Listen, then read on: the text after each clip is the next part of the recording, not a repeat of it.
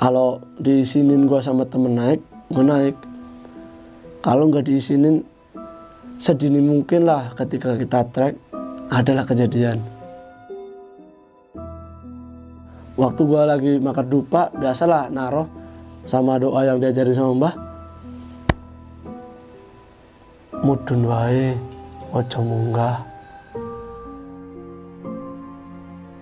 Ketemu mbah-mbah ngomong, ojo munggah lau le, koncomu iku keturunan cepu.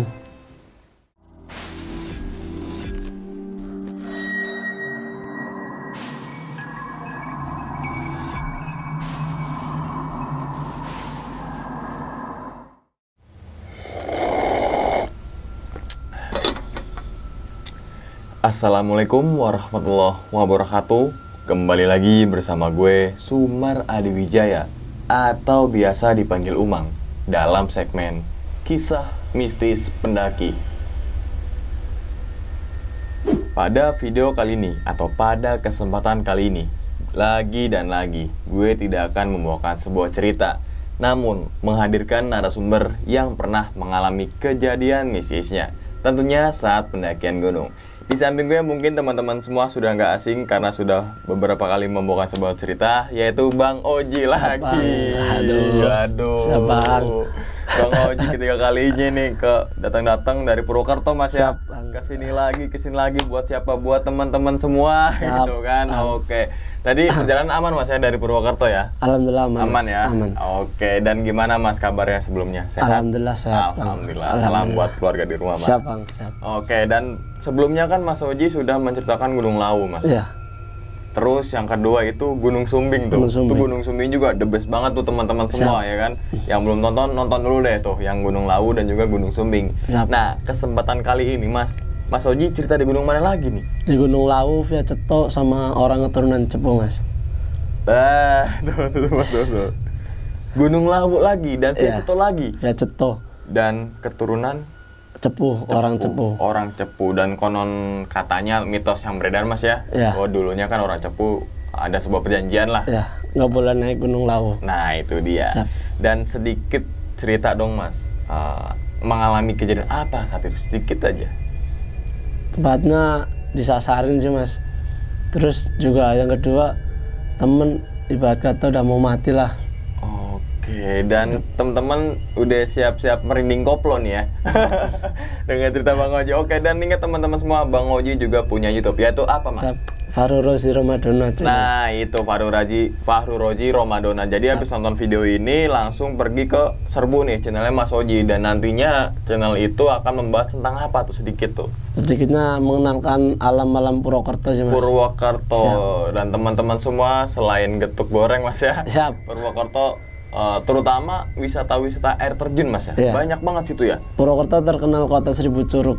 1000 curug atau air terjun tuh yang mungkin kita belum tahu Mas ya. Bahwasanya Purwokerto cuma hanya itu aja, tapi itu indah banget Purwokerto. Siap. Makanya langsung aja pantengin atau subscribe nih ya. Wajib subscribe sih yang nonton nih. Langsung ke subscribe channelnya Mas Oji, itu Fahru Rozi Romadona. Link ada di bawah video. Siap. Oke, tanpa berlama-lama lagi, kita langsung masuk aja ke dalam ceritanya. Ngopi horor segera dimulai.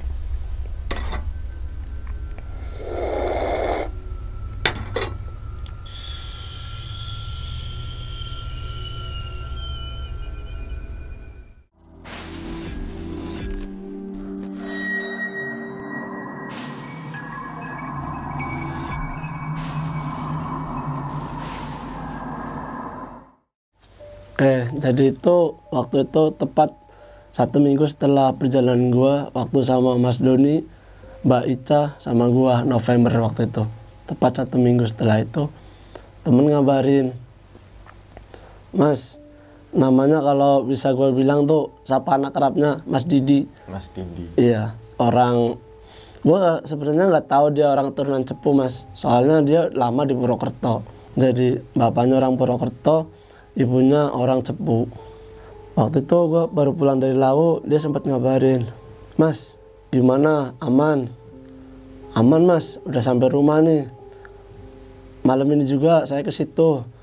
Dan Gue baru sampai rumah itu sekitar jam 4 sore mas. Bisa dibayangin pulang dari gunung lagi capek lah, pengen istirahat.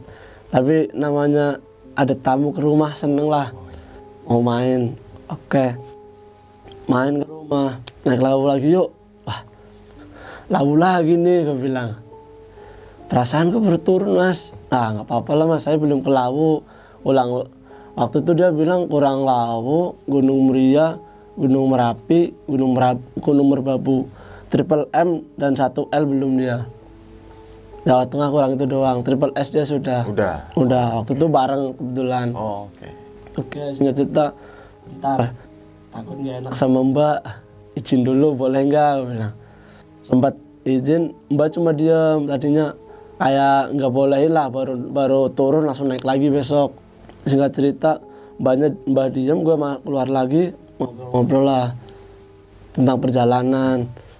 Wah, cerita kemarin sih istimewa gue bilang. Tapi entarlah, insya Allah suatu saat lu bakal ngerti sendiri gue bilang. Apaan mas? Apaan nih? Penasaran? Ntar. Lu kalau mau kesini besok aja dah. Gue hari ini capek banget nih, maaf gue bilang gitu. Oh iya mas, gue ngerti. Singkat cerita obrolan waktu itu berhenti di jam 8:30. Dia pulang, gue istirahat.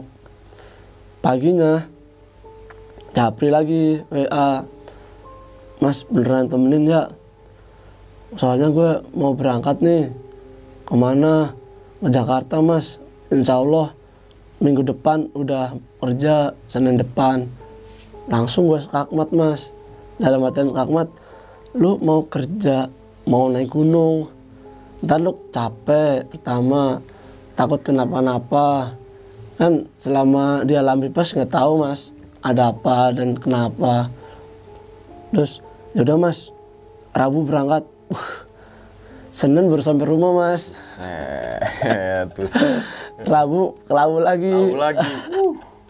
Dan itu naik motor dari Purwokerto. Wah gue bilang mau nolak gimana. Tapi Jumat harus udah turun dah, gue bilang gitu. Jumat harus udah turun. Wah, gimana ya mas? Cukup nggak mas 3 hari 2 malam? Cukup banget gue bilang. Paling nggak 2 hari 1 malam itu nyampe puncak kalau turun lagi normalnya. Terus teman bilang, ya udah gini aja mas, berangkat Sabtu, gue relain dah yang Jakarta nggak gue ambil. Langsung gue bilangin, sayang mas, jujur nih mas, lagi pandemi kayak gini ada kesempatan kerja diambil mas. Gue bilang gitu sebagai temen yang baik ya mas, walaupun saat itu gue belum kerja. Sebagai temen yang baik, ambil kesempatan, jangan sia-siain. Dari 10.000 orang mungkin kamu yang beruntung di salah satu itu, gue bilang. Orang waktu itu dia seleksi lewat yayasan lah di PT, sebuah PT di Jakarta. Udah mas, gini, berangkat Rabu, Jumat udah pulang. Gue hitung estimasi mas, Rabu pagi dari Purwokerto, nyampe sana otomatis kalau nggak Rabu sore, Rabu malam. Trekking Kamis, Jumat nggak Jumatan. Nah, kok di satu sisi mempertimbangkan dulu nih. Ya udah berangkat Selasa, langsung bilang gitu. Ini Senin baru di rumah nih mas. Besoknya harus berangkat lagi. Harus berangkat lagi. Dia bilang, janganlah, kasihan gua di rumah, ditinggalin terus. Soalnya kan di rumah punya ponakan. Kadang kalau di rumah ada ponakan, seneng main sama ponakan. Kalau mbak kecapean kan ada gua yang gantian ngomong lah ibaratnya. Yaudah mas, Jumat aja dah. Gua bilang sama orang tua kagak diambil.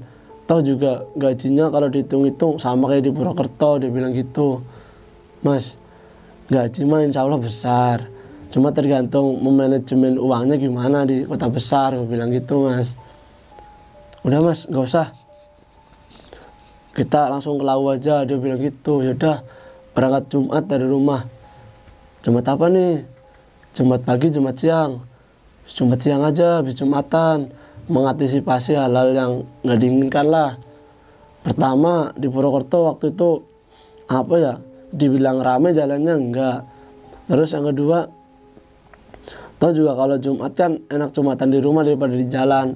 Menurut pribadi nih, Yaudah habis Jumatan, oke. Singkat cerita, hari Kamisnya dia ke rumah lagi. Hari Kamis sore kalau nggak salah waktu itu. Mas, logistik apa aja ya? Logistik nih, duit segini cukup nggak? Wah, lebih dari cukup mas, mau bikin warung, gue bilang. Di pos 3 ada warung, di Mbok Jam ada warung. Tinggal milih dah. Oke, udah mas logistik, tipisin berarti. Ya bukan tipisin sih, lebih tepatnya mau manajemen yang penting-penting aja, gue bilang. Oke. Terus temen waktu itu pulang habis maghrib, gue packing. Malam itu juga gue packing. Bang nggak tahu nih kalau mau berangkat, gue belum izin. Habis beres-beres packing, mau berangkat ke masjid Isyaan, gue tanya, loh mau kemana mas? Mau ke Lau lagi mbak? Lau lagi. Padahal baru turun. Wah, gue dalam hati kayak ngerasa nggak enak. Soalnya kan pertama sering keluar, kedua nggak betah di rumah lah ibaratnya. Terus juga nggak enak, yang ketiga nggak enak sama omongan tetangga doang sih. Takut ada omongan-omongan yang nggak enak. Yang nggak enak kan? Iya, ke keluarga. Terus mbak di situ cuma diem, gue langsung berangkat ke masjid. Malamnya 9:30 ke tempat gue lagi mas.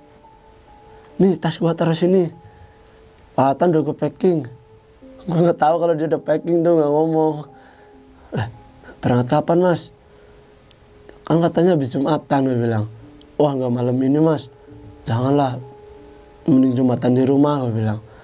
Dia mau pulang hujan, otomatis dia istirahat di rumah gue dulu. Dan waktu istirahat lagi ngobrol-ngobrol sambil tiduran main HP, ketiduran dia. Saking nggak enaknya mau ditinggal, gue tiduran di situ juga sama. Waktu tidur itu sekitar nggak lama gue tidur, gue mimpi mas. Dalam mimpi gue ketemu mbah ngomong, ojo munggah Lau le, koncomu iku keturunan cepu. Dan ketika ngomong kayak gitu gue langsung sadar bang, apaan tadi ya, keturunan cepu. Gue mau tanya, di satu sisi dia lagi tidur, pertama tuh. Yang kedua, mau gue bangunin, hujannya udah reda, nggak enak, dia udah tidur nyenyak lah. Gue bilang sama mbak tidur sini ya, kasihan. Bangunin aja biar istirahat di rumah. Ya udah, gue pendem mimpi gue yang semalam tuh. Mas, udah malam mas, pulang aja, 9:30 lebih nih. Lah, gue tadi kesini 9:30 mas Oji. Ternyata jam di rumah gue mati baterainya. Oh, baterainya habis. Iya, gue nggak tahu. Iya. Oh, berarti kira-kira udah malam mas, gue bilang gitu. Ya udah gue pulang ya bang. Ya pulang. Singkat cerita, habis Jumatan jam 1-an dia ke rumah gue. Ayo mas, udah siap. Bentar ya, gue mau ke pesarian dulu, ke tempat almarhumah ibu. Gue mau berdoa terus izin kalian mau berangkat. Emang apa ya, setiap nggak tahu kenapa setiap mau naik gunung pengennya ke tempat almarhum ibu dulu. Buat minta izin mas. Iya, ke pesarian dulu. Enak kayak gitu, apa di hati lebih tenang gitu, lebih tenang. Betul. Ubah dari situ langsung kita berangkat. Waktu itu berangkat baru nyampe perempatan Buntu kalau nggak salah, daerah Purwokerto langsung tiba-tiba hujan gede banget. Terus dan itu bisa dibilang hujannya tiba-tiba. Langsung minggir pom bensin, istirahat di pom bensin. Lama tuh mas, sampai habis Isya kalau nggak salah tuh masih hujan terus. Gimana nih mas, mau dilanjutin sekarang atau besok pagi-pagi? Kalau kita lanjut sekarang gimana mas, pakai ponco? Mending kita pulang Purwokerto mas. Logikanya mas, itu masih daerah Banyumas lah. Iya, kalau kita jalan ke Lau masih berapa jam? Ngelewatin berapa kota. Udah mas, kita istirahat di sini. Oke, dia istirahat.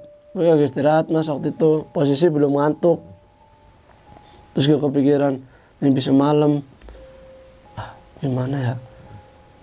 Kalau dia benar-benar cepu, dalam hati kayak ingat suatu pantangan di Gunung Lawu itu.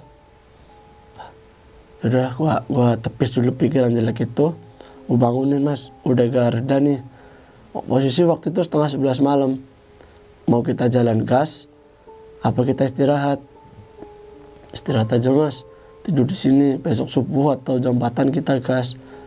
Gua turutin saran dia, gue istirahat di pom bensin tuh, Mas. Perasaan gue tidur tuh baru sebentar, Mas, udah adzan subuh. Wah, udah adzan subuh nih.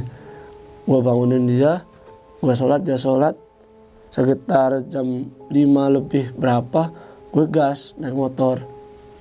Dan posisi di situ udah terang, cuma jalan masih banyak air. Kalau bawa motor agak cepet kok, menurut gue pribadi bahaya, Mas. Ngeri lah. Jadi gue bawa motor waktu itu masih santai. Gue sampai keluar Banyumas, Mas. Sampai arah perbatasan Gombong sama apa namanya daerah Tambak, Lowokele. Terang, Mas. Nggak ada bekas habis hujan. Nggak ada bekas habis hujan. Berarti kering. Kering.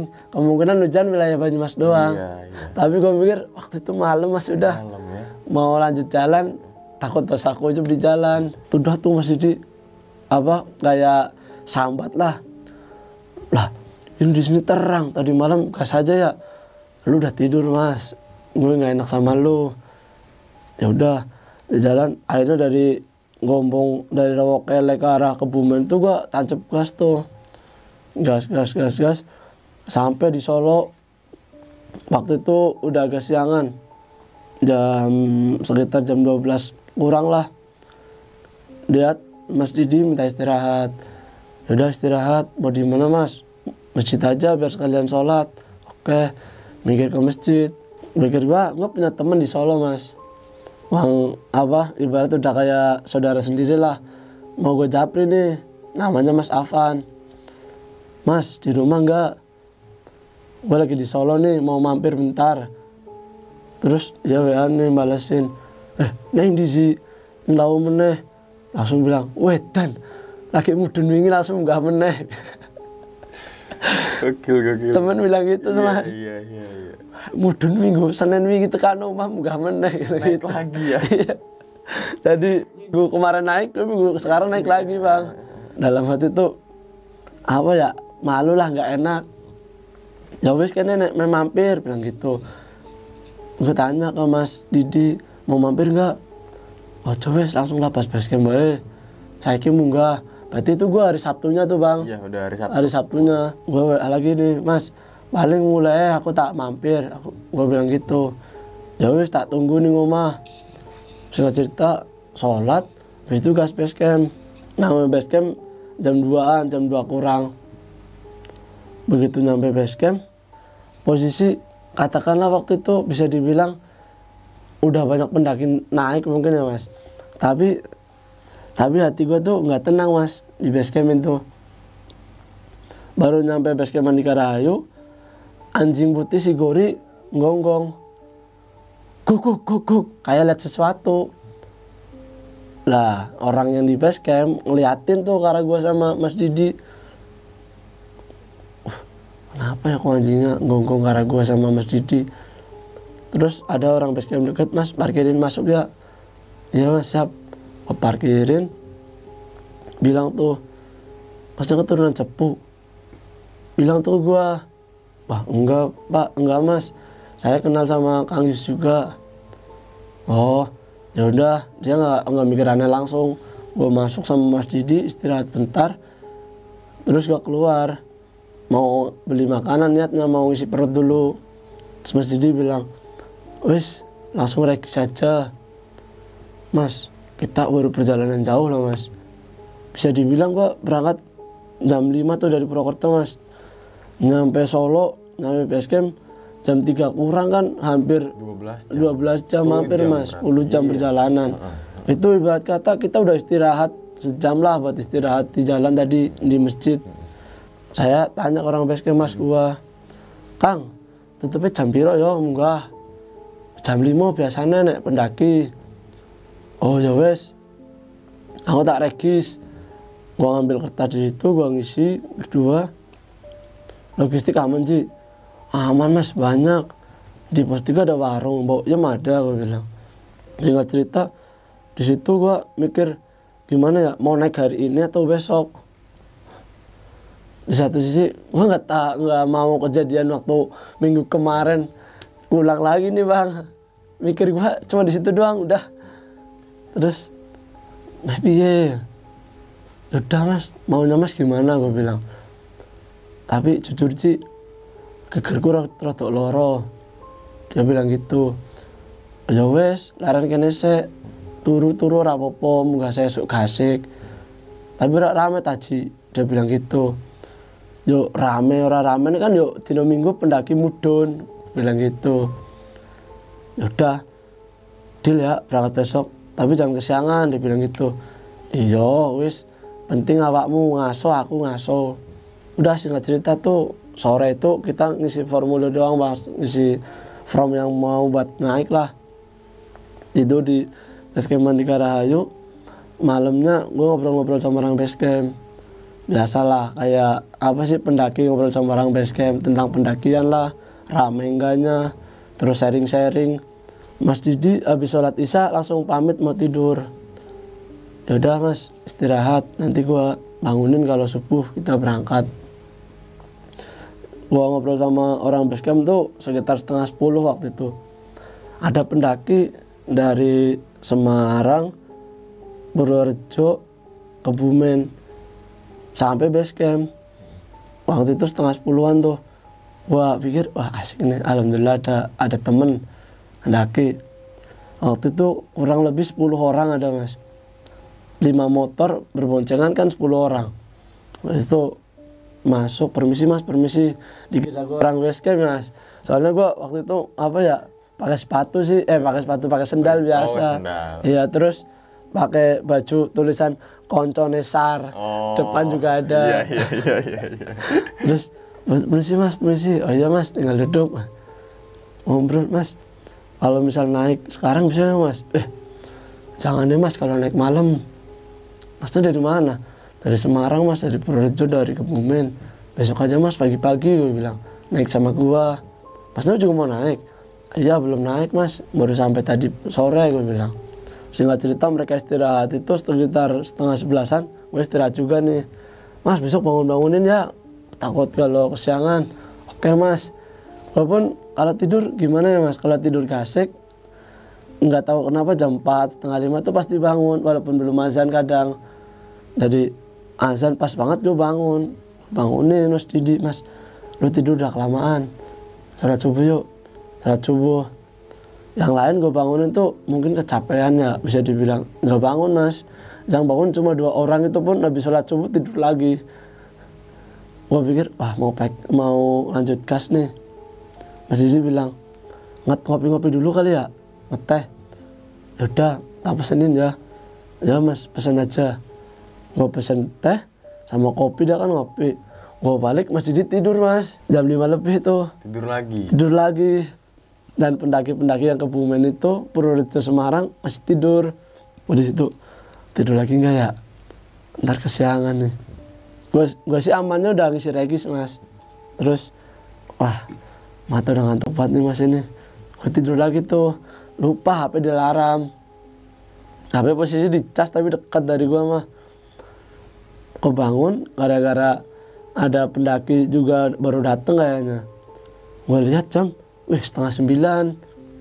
Pendaki-pendaki yang Purworejo, Kebumen, Semarang udah nggak ada. Udah jalan. Dia pikir mungkin gue udah jalan ya mas. Soalnya waktu itu posisi gue tidur nggak di tempat awal malam gue tidur. Di pojok sini, gue tidur ke pojok sini. Terus waktu itu gue nggak pakai SP di basecamp, cuma pakai sarung. Terus mereka mungkin mikir udah berangkat mungkin. Gue kagak lihat mereka beres-beres, kagak denger mas. Mungkin saking capeknya ya perjalanan jauh. Gue bangun Mas Didi, ayo langsung gas ya, istirahat. Lupa mas, perut belum diisi tuh. Soalnya habis subuh kan Mas Didi tidur lagi. Gue pesen kopi, pesen teh. Tehnya juga udah dingin mas, nggak diminum sama Mas Didi. Gue minum tehnya dah buat ngisi-ngisi perut. Udah mas, makan dulu nggak? Udah makan ngisi. Alhasil saking ngaretnya mas, berangkat jam 10 dari basecamp. Mau siang-siang juga ya? Iya, tetap siang ternyata. Siang, ya? Walaupun tadi ekspektasinya apa ya? Pagi lah. Ya. Itu berangkat jam 10. Singkat cerita, sampai pos pendakian, baru nyampe, orang yang di regisan ini ngeliatin terus, anjing hitam gonggong lagi nih. Langsung lari ke temen gua, gigit sepatu. Sepatunya digigitin. Terus, ojo dicakoti. Orang miskin bilang gitu, tarik. Terus yang narik anjing ini bilang, kok iki wong di Purwokerto pak, berdua. Mas Didi bilang gitu. Ora, wong di tenanan Purwokerto pak. Saking gak jelasnya lagi, tanya 3 kali. Kok wong di Purwokerto pak, tenan bilang gitu. Gue di situ mikir nih, apa nih mimpi gue yang waktu di rumah bener nih? Iya.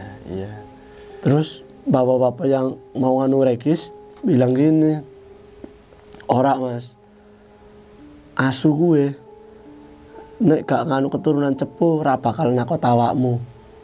Gue sama temen diem. Gue belum tanya nih, terus bapak-bapaknya kayak dilutik sama temennya lah, mungkin kode jangan ngomong.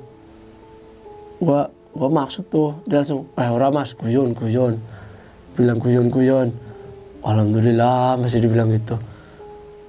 Ya mas ngapura mau kepancing emosi, bilang gitu. Ya mak, nih gua kasihin sodorin, terus dikasih nomor kan buat besok turun ngambil KTP, di briefing pantangan. Bilang dulu, pertama nggak boleh pakai baju warna hijau, disarankan tidak ngecamp di pos 4. Ketiga, nggak boleh ngecamp di sekitar Pasar Dieng. Terus juga menghormati adat istiadat setempat lah. Yang kelima, keturunan Adipati Cepu tuh nggak boleh naik mas. Tahu sendirilah pasti, banyak pendaki udah tahu. Udah di situ gue berdoa, habis briefing berdoa.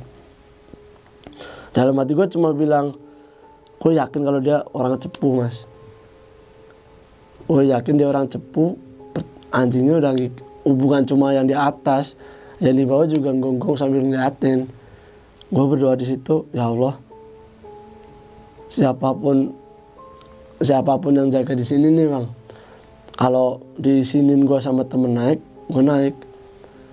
Kalau nggak diizinin, sedini mungkin lah ketika kita trek adalah kejadian.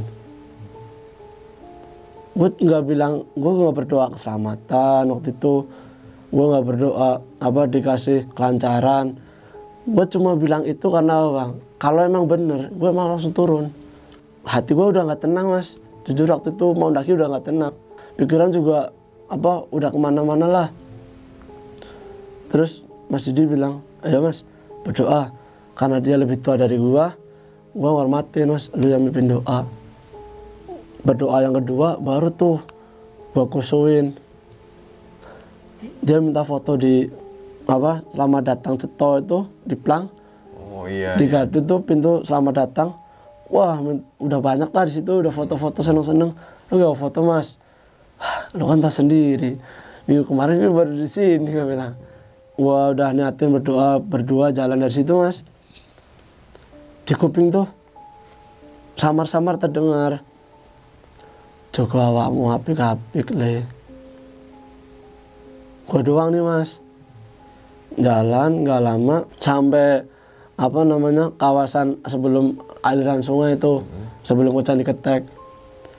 Di situ kok ketemu pendaki-pendaki, kayaknya mereka turun Gasik atau gimana, udah sampai situ tuh. Di atas rame mas, biasa tegur sapa. Mas Didi juga ngobrol-ngobrol. Ada nih satu bapak-bapak ngomong, mas, kalau orang Cepu jangan naik. Bapak-bapaknya tahu dari mana mas? Tiba-tiba ngomong itu ya? Ngomong kayak gitu. Iya pak, kita orang Purwokerto berdua, bilang gitu. Oh Purwokerto, kirain orang Cepu. Gue nggak tahu cara nandain atau mereka tahu Mas Didi orang Cepu tuh dari mana, gue nggak tahu mas. Oh ngobrol, bapak dari mana mas? Bapak, mas, saya orang Solo mas bawah, dan yang lain ini sekitar lereng Lau lah, Magetan sini. Oh ya udah, kita berdua jalan, Pak pamit ya, pamit, biasa jalan. Nyampe Candi Ketek, Mas Didi minta istirahat. Udah istirahat, santai-santai. Ji, bagus ya ke sana. Kira-kira mau foto-foto di sana bisa, Ji? Dalam hati, boleh nggak ya? Boleh nggak ya? Gue mikir gitu tuh, nggak tenang hati. Takut ada apa-apa aja kalau naik. Soalnya gue udah kepikiran dia orang Cepu, Mas. Tapi gue pikiran itu dari situ langsung gue hilangin. Iya, gue tepis.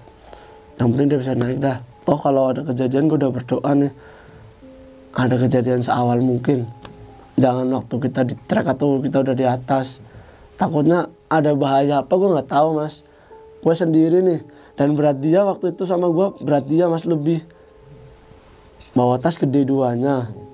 Waktu gue bawa tas konsina yang 75. Dia bawa yang 75 juga. Wah, gue pikir nggak mungkin kalau gue berdua kenapa-napa nanti gimana, gue pikir. Udah, Mas jangan naik ya, gue bilang. Nanti aja kalau turun kita baru naik. Oh iya, sebelum naik itu waktu di Solo gue ketemu sama temen dulu, Mas. Gue bilang, Mas titip beliin dupa di Solo ada nggak? Gue bilang ada, aman Ji, gue tak tunggu no. Ketemu di masjid itu gue dibeliin dupanya dulu tuh. Keinget-inget dulu sama apa almarhum Mbah. Kalau ke Lawu jangan lupa mampir berdoa dulu sowan. Nah singkat cerita nyampe di Sendang istirahat. Mas Didi tuh mau gimana ya? Bukan sembrono sih, emang nggak tahu mungkin ya. Mau buka sepatu, mungkin mau wudhu di situ niatnya. Kaki mau dicelupin sama tangan. Gue bilang, Mas jangan. Emang kenapa, Mas? Nggak apa-apa, Mas, aturannya nggak boleh. Adab lah, Mas, sopan santun, gue bilang. Oh ya, Mas, gue nggak tahu. Ya udah, pakai botol. Nanti gue pegangin. Kalau buat raup-raup boleh. Kaki janganlah, apalagi kalau pendaki-pendaki kotor langsung cuci di Sendang, gue bilang. Jangan. Gue ambil botol dari pancuran, Mas. Dia wudhu. Udah lu dulu sholat, gue bilang. Habis itu gue sholat. Dia sholat selesai, gue sholat selesai, trek tuh 12:30.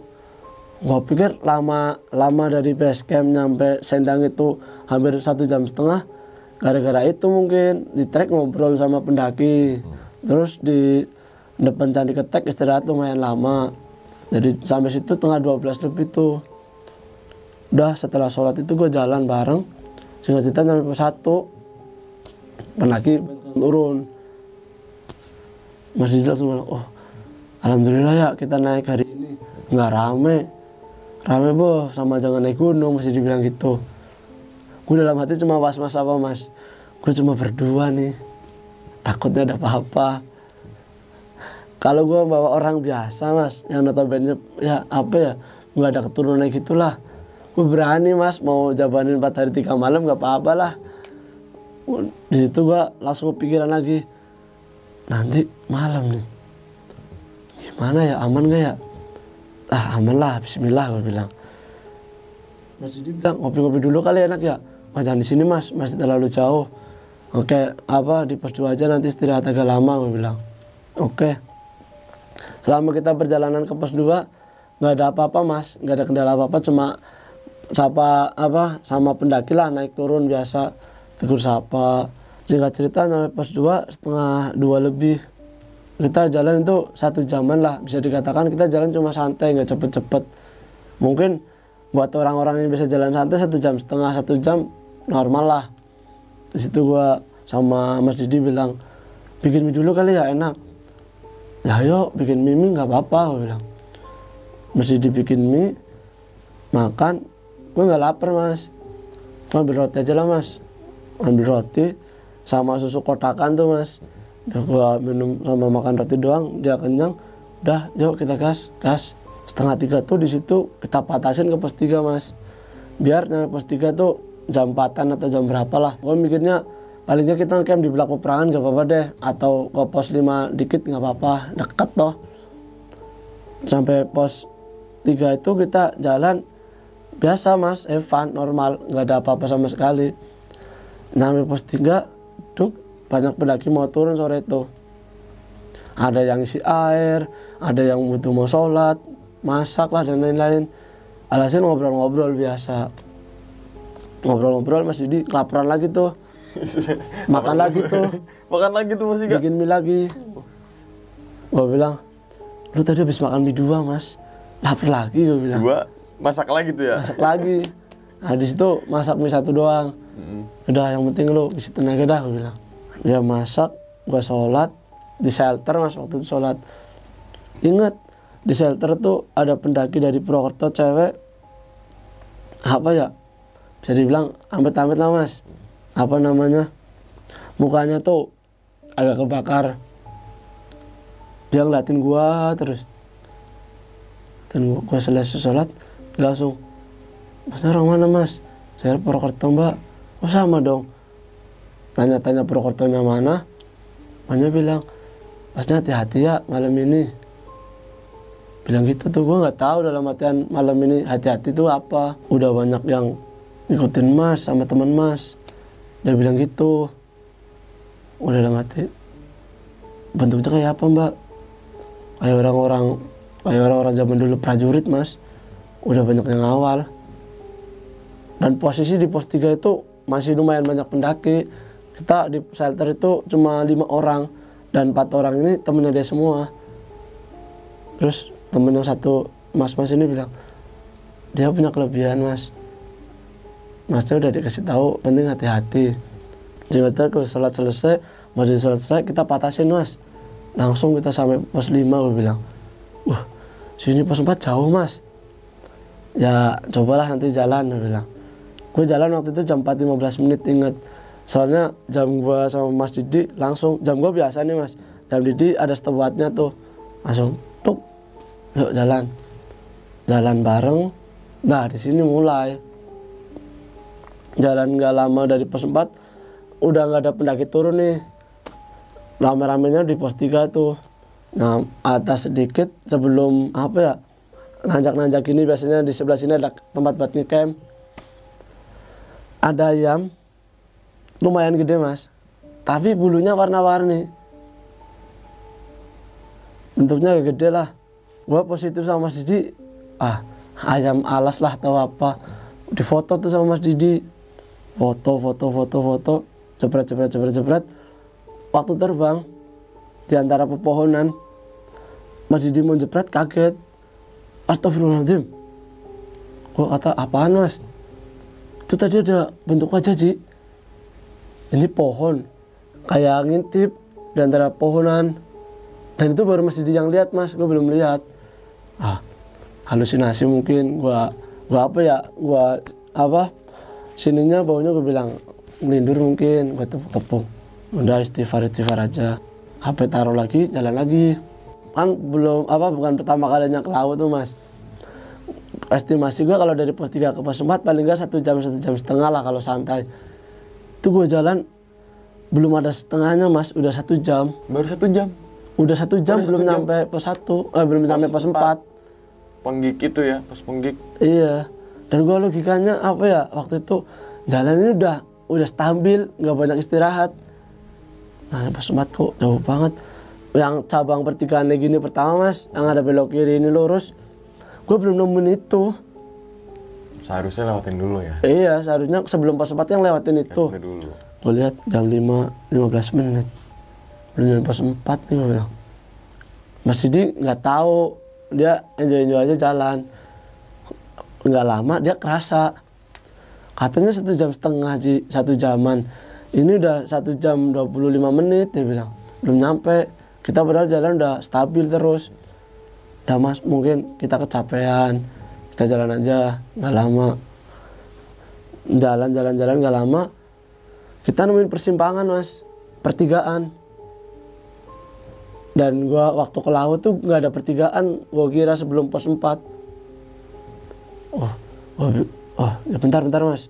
Kita sih lurus bisa, kiri bisa, kanan mungkin ke jurang. Bentar Mas, Masnya di sini. Gua liatin dulu ke situ, bener. Arah ke jurang mungkin pendaki-pendaki yang kencing atau BHP. Ke sebelah situ ke semak-semak. Jadi kayak bentuk jalan lah. Gue balik, Mas Didi udah nggak ada. Gue bilang kan suruh nungguin, padahal jarak gue di sini pertigaan kayak gini mas. Gue kesini tuh nggak jauh melipirnya mas, balik lagi. Udah nggak ada mas Didi.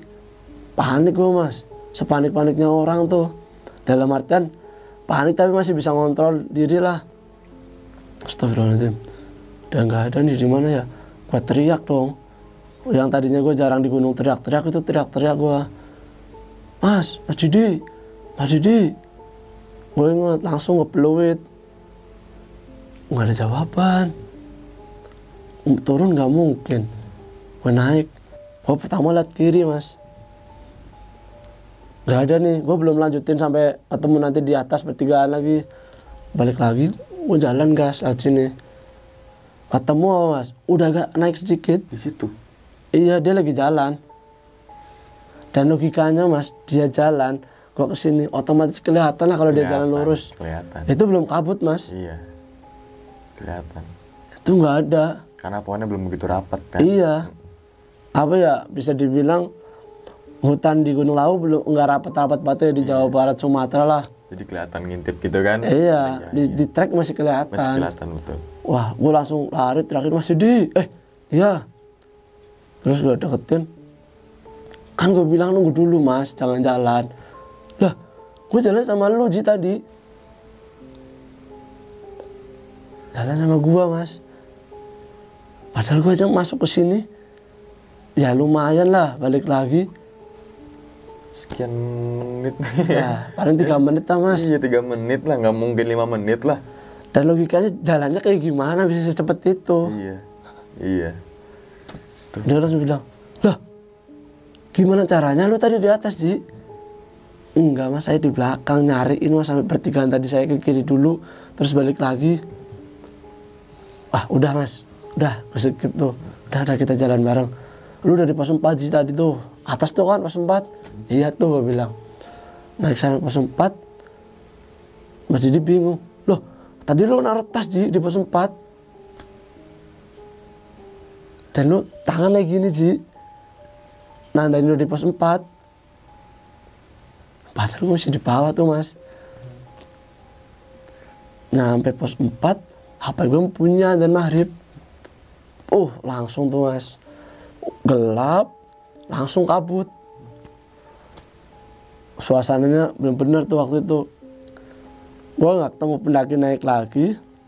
Gak ketemu pendaki turun lagi. Bener-bener berdua tuh udah. Di jalan itu. Sampai di shelter pos 4. Gue putusin buat sholat. Mas, kita jalan habis maghrib gimana gue bilang. Ya udah Ji, bebas. Atau habis sisa dah. Gue isi perut gue bilang. Tumben-tumbennya nih gue di trek kelaparan gue bilang. Pengen makan. Ya udah, nggak apa-apa Ji. Gue sholat. Sholatnya biasa mas gantian. Gue sholat. Habis itu masih di sholat. Selesai nggak lama. Di pos 4 tiba-tiba ramai anak kayak suara anak kecil mas. Hehehe. Aku nih kene. Yo, umpetan. Suaranya persis kayak jenjang umpet mas. Kalau orang Jawa bilang tuh petak umpet lah. Kalau orang bahasa Indonesianya. Di pos 4 itu mas. Gue berdua langsung tatap-tatapan. Gue lagi masak mie nih. Mas Didi langsung. Berarti dengar juga ya Mas Didi ya? Dengar juga. Gue langsung.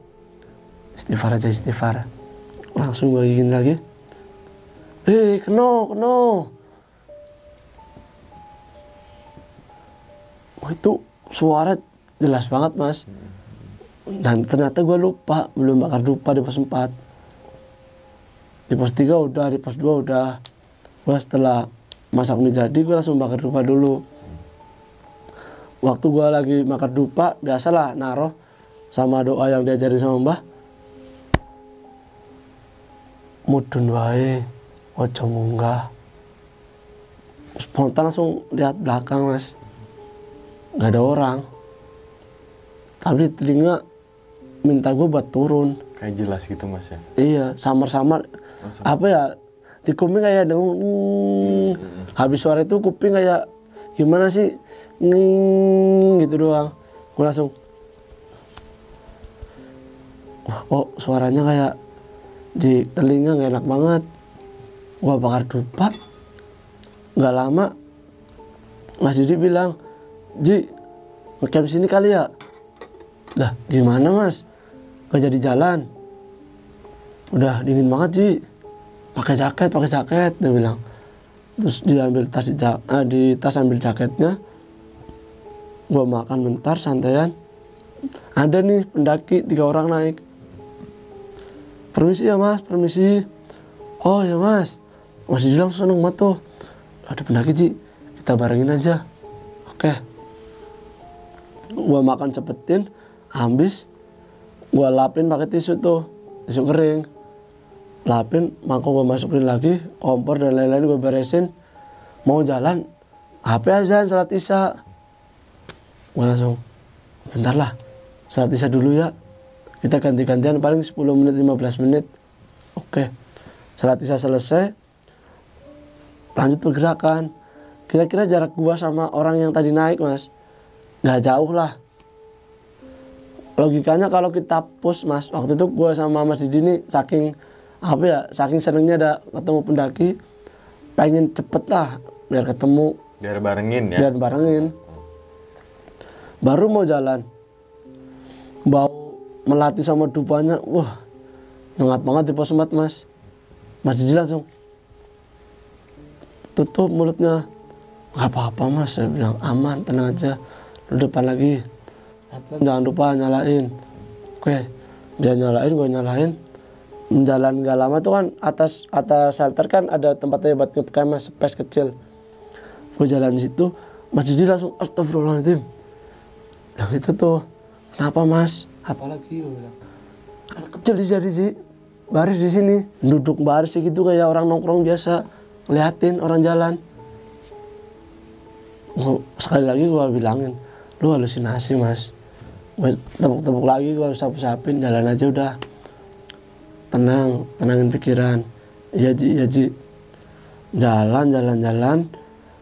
Ketemu tuh pendaki lagi istirahat tuh Mas. Katanya temen satu udah gak kuat. Wah, saking senengnya Mas Didi, jalannya agak cepet. Deketin. Kenapa Mas? Istirahat. Ya Mas, istirahat dulu. Oh, Mas Didi langsung duduk. Gue yang jalannya santaian, begitu sampai langsung gue duduk. Kenapa Mas? Kaki Mas, kram. Yaudah Mas, gue bukain nih. Mau pakai nggak?